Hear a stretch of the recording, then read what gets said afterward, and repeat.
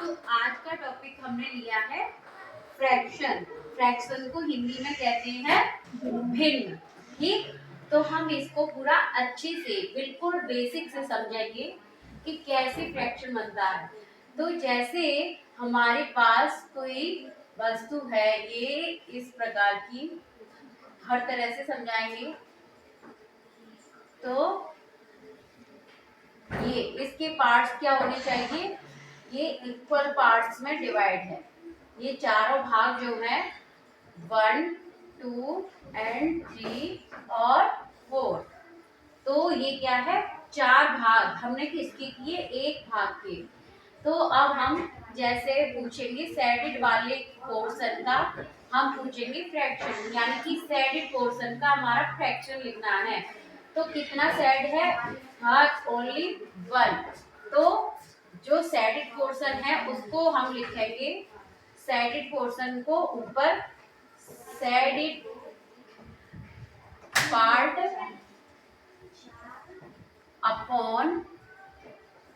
Upon total parts.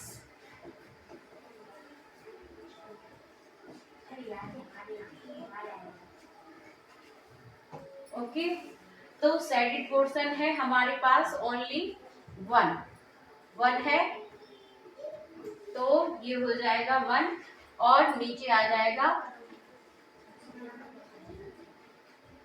4। ठीक है ना। 4 में से हमने कितने पार्ट को किया है, 4 में से हमने एक पार्ट को सेट किया है, तो 1/4।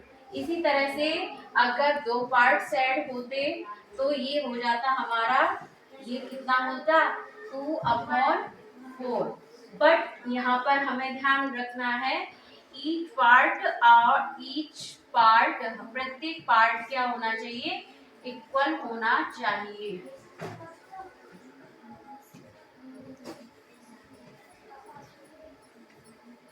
ठीक, इतना समझ में आया। आगे हम दूसरा एग्जांपल लेते हैं। एक सेब है हमारे पास या एक टमाटर है,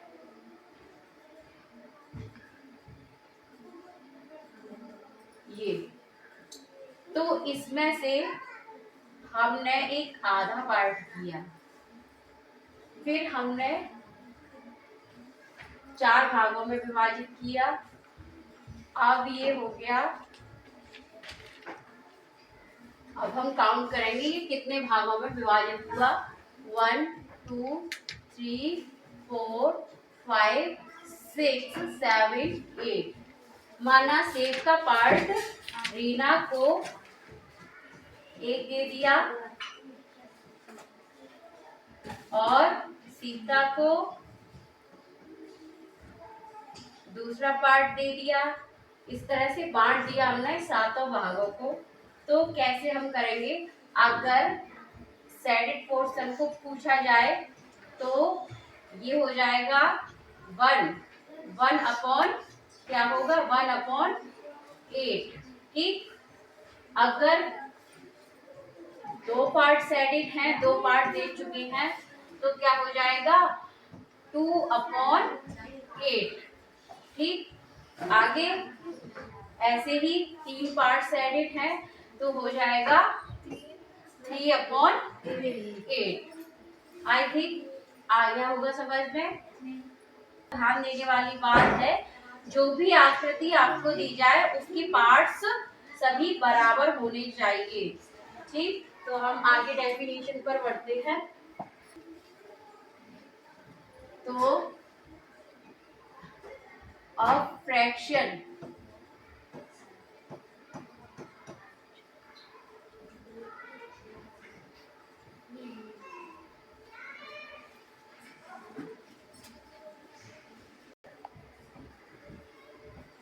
that represent a part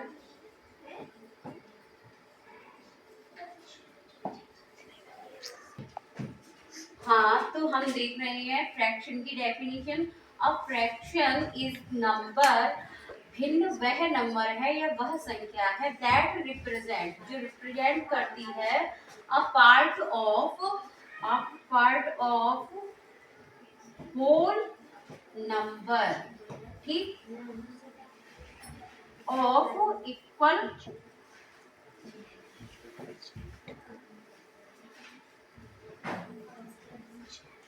parts. तो ये हो जाएगा भिन्न वह भाग है, भिन्न इस प्रकार की संख्या है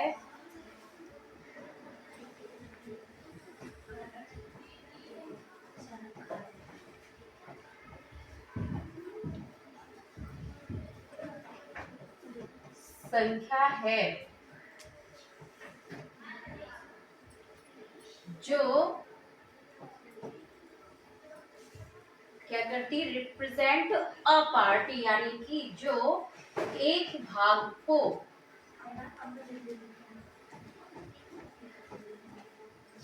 पूरे भाग, एक भाग को दर्शाएगी, दर्शाती है,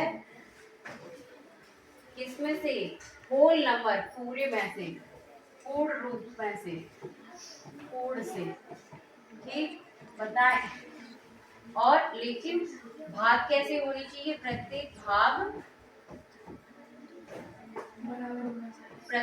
भाग बराबर होना चाहिए, भाग बराबर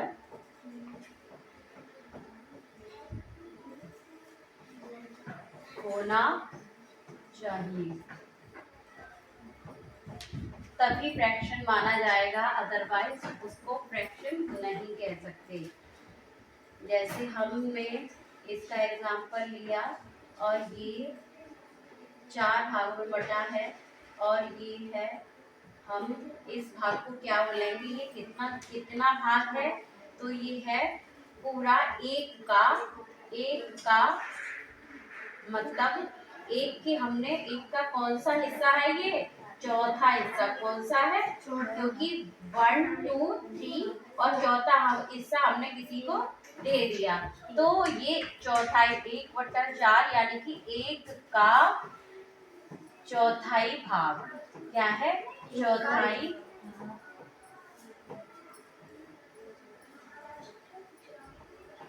भाग, ठीक है, भाग यानी कि हिस्सा, पार्ट, यानी कि पार्ट ऑफ 1/4 पार्ट ऑफ 1 का 4th पार्ट, ठीक। इसको इस तरह से ये आधा, तो भी ये इस तरह से 2 भाग भरे हुए हैं, इसका मतलब ये भी भरा हुआ है और ये भी भरा हुआ है, तो क्या हो जाएगा, इसको क्या हम लिख सकते हैं, 2 यानी कि 4 के 2 हिस्से बच चुके हैं, तो 2/4, तो हम इसको काटेंगे तो देखो वही आ जाएगा 1/2, यानी कि हमने एक पार्ट है, और किसका है, कितने का है, 2 टोटल पार्ट और एक पार्ट भर चुका है, ये आ गया काट के, फिर वही मिलेगी हमें, ठीक। अब हम चलते हैं टाइप ऑफ फ्रैक्शन की ओर, ठीक है, अब हम चलेंगे फ्रैक्शन पे।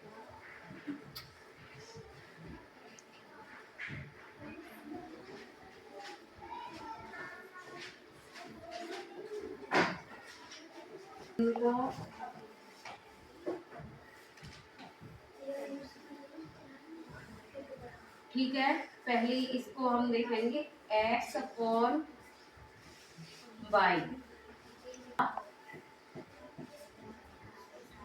a/b से जाता है, वो देखिए हिंदी में बोलेंगे हम इसको अंश,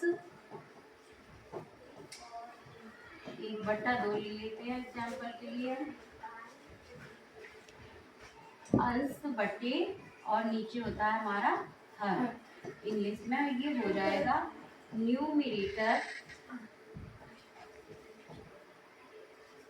न्यूमरेटर अपॉन डिनोमिनेटर।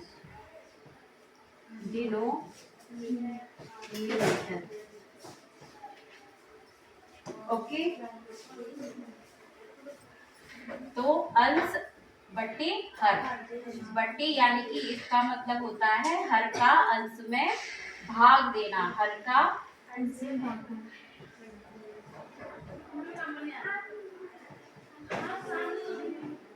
में भाग देना। जैसे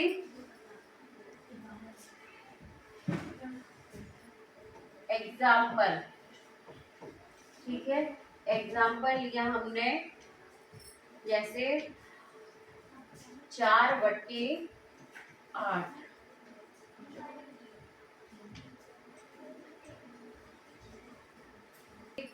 या 14 बट्टे ले लेते हैं यहाँ पे, ठीक है। तो 14/8, तो 8 का भाग हम किसमें देंगे? 14 में।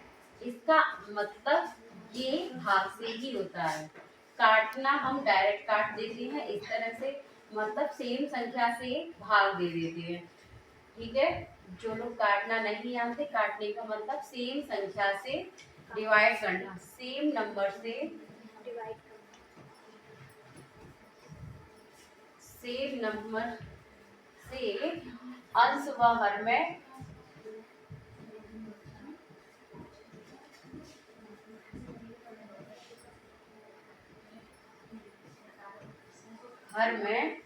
डिवाइड करना।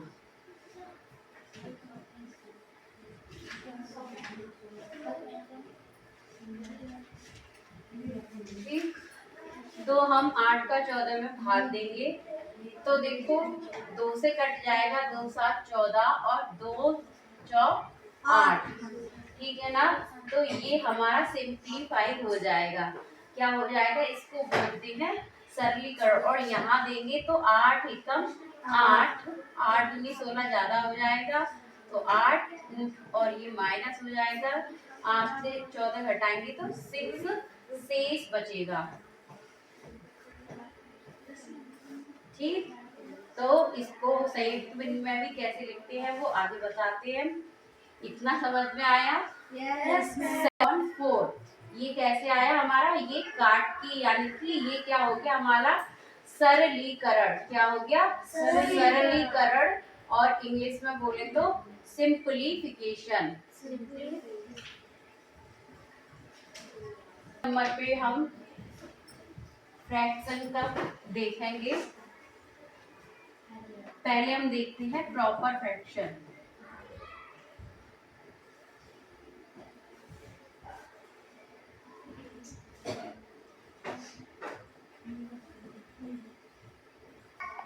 Is that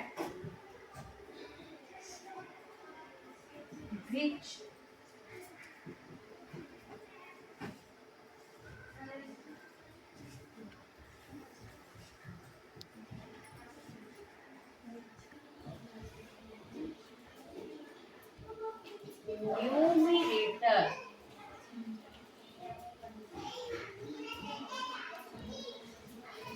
numerator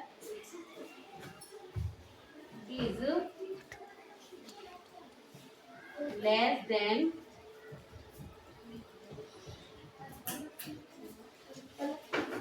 denominator.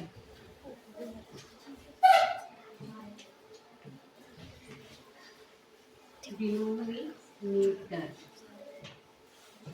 इसका हिंदी में मीनिंग हुआ वह भिन्न, यानी कि यहाँ हम देखते हैं जिस भिन्न का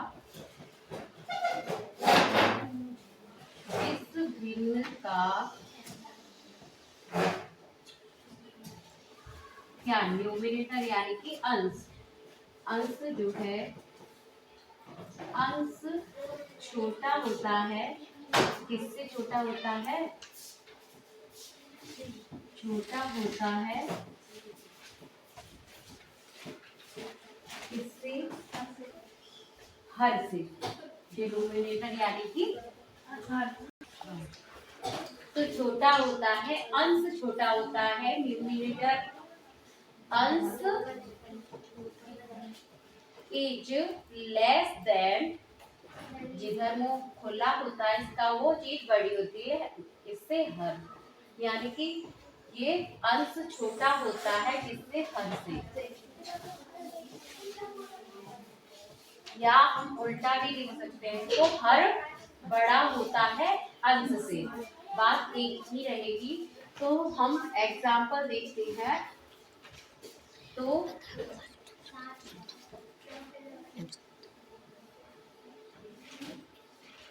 जैसे 2/3,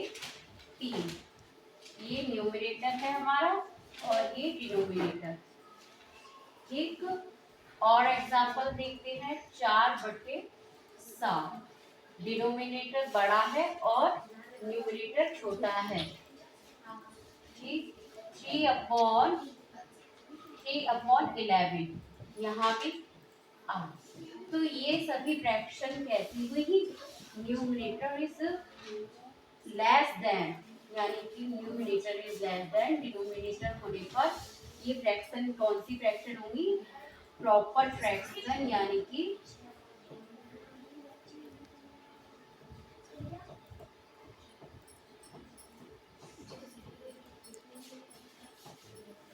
ये हो जाएगी हमारी प्रॉपर फ्रैक्शन। आई थिंक आपको प्रॉपर फ्रैक्शन समझ में आ गई।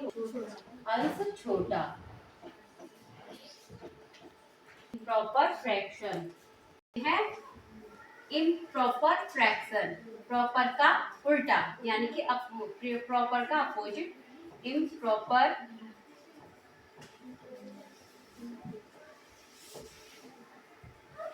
प्रिया।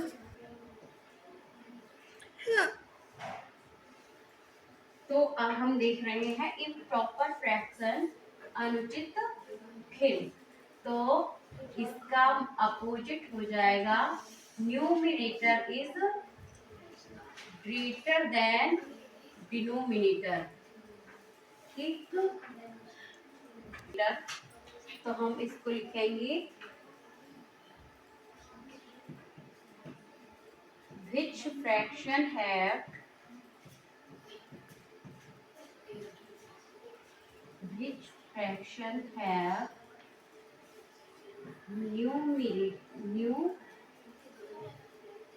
numerator is greater than,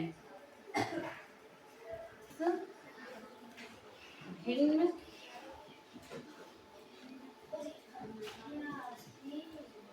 का न्यूमिनेटर क्या होता है? अंश बड़ा होता है, हर छोटा होता है, अंश बड़ा होता है,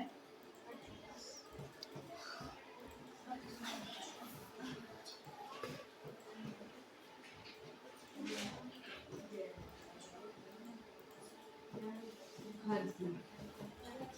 ठीक, तो हम अब एग्जांपल देखते हैं।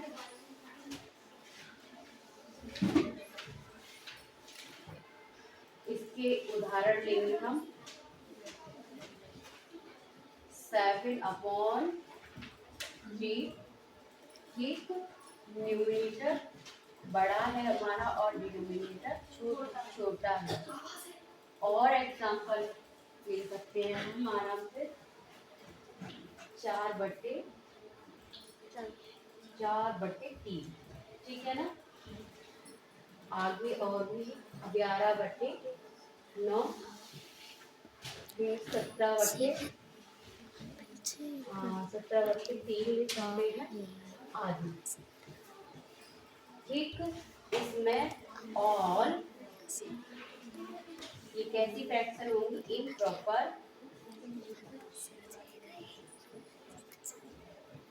फ्रैक्शन। ठीक, यानी कि अनुचित भिन्न।